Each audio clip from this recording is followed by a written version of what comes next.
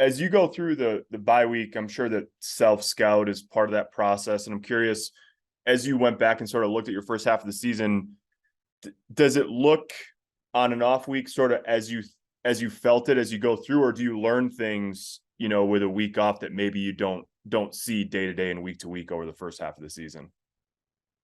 I think clearly I feel like we're a better team today than we were 4 or 5 weeks ago. You can see that in a lot of ways. And then analytically, there's a lot of time spent on what you're doing and who you're doing it with, so that when you're substituting personnel groups, aren't necessarily substituting play or play tendencies. You're going to have tendencies, 60-40, 70-30. I'm comfortable with those. Just don't want it to be in the 80s, 90s. So a lot of the self-scout, specifically, I'm just giving you an example on offense, but overall, from an overview as a team, I just I think we're a lot further down the road. And because of that, you get that much more invested and recognize, the next opportunity at hand.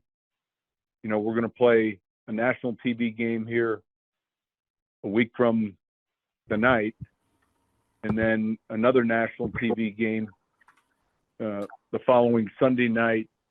And those are both be important games for us as a team. Nick?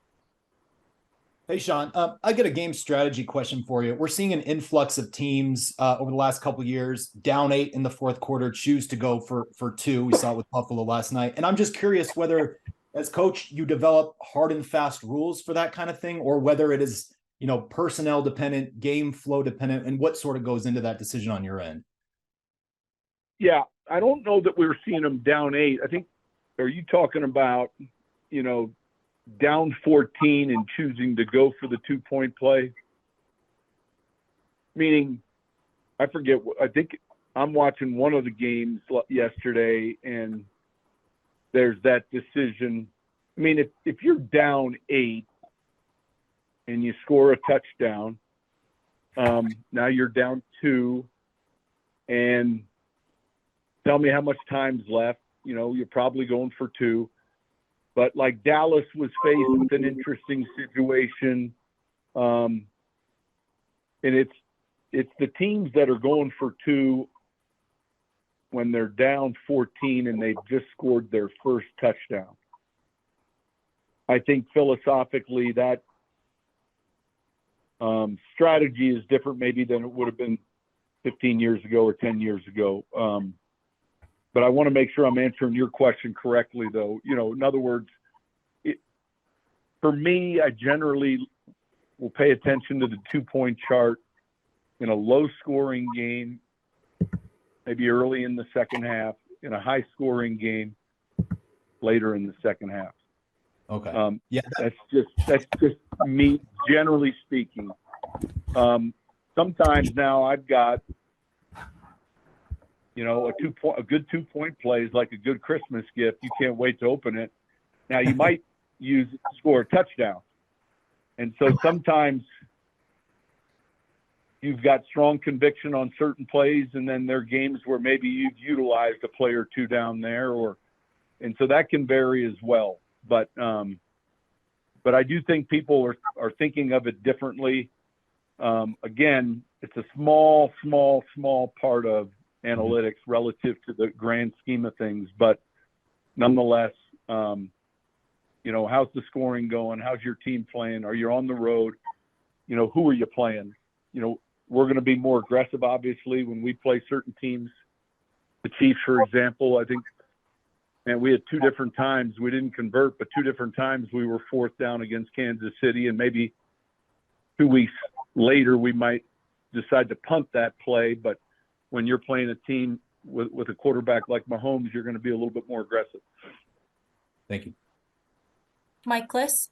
Yeah, Sean, first time we talked to you since the trade deadline passed. I know it seems like a long time ago, but it was 6 days ago, and you did stand pat, as you indicated. And there's a lot of stuff out there about people interested in Jeudy. Where are you? Obviously, you kept him. Where are you with Jerry, and where is his game right now as far as what your vision was for him? Look, he's an important part, an important piece of what we're doing. And I don't think my words prior to the trade deadline were ever that, hey, we're staying pat. It was, we're not the ones to be interviewed. Go ask the people that are purchasing. You know, we're building and putting a team together and can't control. You know, we kind of went through this in the off season with a handful of players, and understandably so. In other words, I get it.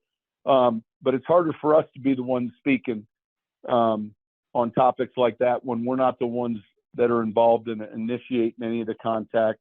And so, you know, when we're talking about Jerry, shoot, he's a guy that we think is dynamic. He's a guy that last week, you know, sometimes it's a fickle game in that, you know, all of a sudden we're into the 5th week of the season. Brandon Johnson has 3 touchdowns. Jerry doesn't have one. Sometimes that's the nature of the passing game, but each week there's a lot that goes into what we're game planning, and he played extremely well last week, and we think he's going to be very important for us going forward. Andrew Mason. Hey, Sean, there's obviously a lot that's said about physical rest over the bye, but what is the value of mental rest, not just for players, but also you as coaches as well over the last few days? I think it's important. There's a fatigue element. You know, the one thing is you get in a routine. Typically what happens is, it's, you know, knock on wood, it hadn't happened yet, but when you get in the routine of your weekly schedule and all of a sudden you break for, let's say, 6 days, 5 days, you know, generally I catch a cold or something, you know, something happens physically that your body's like, what are you doing? Slowing down. Anyway, I think it helps. I think it helps for the coaches to come back. You know, ours this year, you can't control it, but kind of fell towards the middle of the season. And now we get ready for, you know, call it the second half or the second part. And, you know, you sleep a lot, and you know, everyone has their own little niches, what they want to do. And I think it's important they get to do that. And to your point, I think there is a mental break that allows you to come back a little bit more focused and ready to go for this stretch. Eric Dalala. Hey, Coach, you mentioned the 2 back-to-back primetime games. What sort of opportunity is that for this team, and how much do you lean into talking to the guys about playing in front of their peers, playing in front of the country versus kind of treating it like just another game? Well, look, I think it's something we bring up. You know, the one thing we do know is if you're significant, you begin to play on a lot of these hours. You know, these primetime night games, Thursday night, Christmas Eve, Sunday night, Monday night, and then the less significant you become, then your chances of you might play one of those a year. So look, I think for us, it's twofold. We're playing good teams. You know, Buffalo has been a perennial playoff team here, right on the cusp of being in a handful of Super Bowls, and a team that we've got great respect for. Sean's been fantastic there in what he's done. And I think they present a huge challenge, especially in Buffalo in the month of November. Just do any November, October, December Google search at Buffalo. It's a tough place to play. And then to play them on Monday night, those are great challenges. And yeah, I think the competitor in you wants to play in front of large audiences in important games. So these are those opportunities. Jeff Legwold. Yeah, Sean, I'm just curious in a general sense and I'm speaking to rushers, pass rushers like Barron, Browning, and Nick Benito, but those guys in the 240, 250-pound range, what do they have to do over the long haul to sort of be successful on the edge? Oh, I think just from a career standpoint or pressure players, they're kind of like pitchers. Generally when they come to our game, they got one pitch, whether it's speed or power. I think they got to develop the other pitch. I think that's important.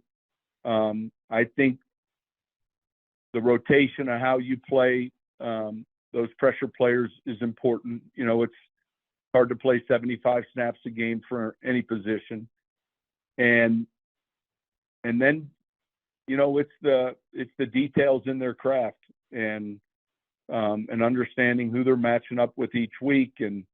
But I think a lot goes into it. I think generally speaking, they're a little bit like tight ends when they come to us. Tight ends from the college ranks, they come as, very, very talented receivers that need work on blocking or vice versa. And so I think it's rounding out their game and having, a handful of pitches that become problematic for guys that are blocking them. Troy Rank. Coach Payton, there's always a lot of scrutiny on Russell Wilson, but at the halfway point, essentially, he's on pace for 34 touchdowns, 9 picks. Where would you assess where he's at and kind of what you want to see moving forward with Russell? Yeah, I think those numbers are all good, and I think the most important thing is how we're playing as a team and how we're playing as an offense. The number one job is to get us in the end zone. And I think the things that we've seen I've been encouraged with are obviously the off-schedule plays. He does a great job of working the pocket, climbing the pocket. He makes a real good throw to Jeudy last week, doing that. Cortland the same way. And then continuing to look at reducing the turnovers, managing the game the right way, and understanding who we're playing and how we're playing it. All of those things, that transition for him so far, he's in his third offense now in 3 years, and every day working at it, working his tail off at it. So I would say, to answer your question, I'd say that, man, there's a lot of things that we've been impressed with that he's doing very well, and there's some things that obviously he wants to improve on, and collectively we want to offensively. Chris Thomason.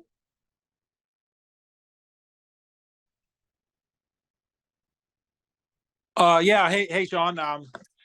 Question on Marvin Mims. I know you guys have won 2 straight, and obviously you have receivers playing well. But in the second half of the season, Marvin has just 2 catches for 4 yards into the offense. Yeah, and so I don't think we've hit the second half of the season yet, but I think I know what your question is, and it's a good question, certainly a fair question. Man, how do we get Marvin more touches, and how do we incorporate him more into what we're doing offensively? And I'm sitting here looking at a notepad with his jersey number on it in front of me, and that's our job as coaches. We really believe we have a good, young, talented player. Obviously, there's other players on the offense that deserve the same type of attention relative to play design. But we're gonna work our tails off to move that needle where he's getting opportunities not only in the passing game, but he just does a lot of things well, and he's really good with the ball in his hands. Zach Stevens. Hey, Coach, thanks for talking with us. After that self-scout and you see a more improved team over this past month, what area has really jumped out as being the most improved with your team? I think we're defending the run better, number one. I think our red zone defense has been much improved. I think offensively, we've been more efficient running the ball. We had better red zone numbers offensively last week, and then in the kicking game, week to week, we're winning most of those battles, which means a lot. the way we're returning right now, our punt return, our kick return. So we're doing a number of the things that are necessary to win games that I don't think we were doing nearly as well at the start of the season. All right, one last question. Baron? Yeah, Coach, I'm curious how you consume football. When it's unusual for all of us to have a day free, so I'm curious how you consume it, and especially I'm curious about your observation about the running game in the NFL, especially relative to how you guys are doing it. Yeah, listen, I consume while I watch football, and then I watch football, but I have a sweet tooth and like to eat a lot, so I'm the worst when it comes to just sitting back watching a game. But it does give you a chance. The bye week, you get to see a Thursday night game. You see the games on Sunday. There's one more game tonight. I probably watch it differently. My wife will say, you never show any emotion. Like, I just watch it, and I'll see something maybe that I want to go back and look at today on Coach's tape that was unique. USC ran some crazy flea flicker that I have to see on Coach's tape. I know they didn't win the game, but it looked pretty unusual. I don't know. I probably, like everyone else, you get comfortable and you flip through your channels and you find the game that maybe matters to you. Certainly last night mattered. Watching that game because we're playing that opponent, and so you're watching that a little differently. You're watching that a little bit more relative to scheme and trying to, as best you can, guess what's happening, paying attention to injuries and cadence and all those things. But generally speaking, probably the other games, much like you guys would. Thank you so much, Coach. All right. Thank you.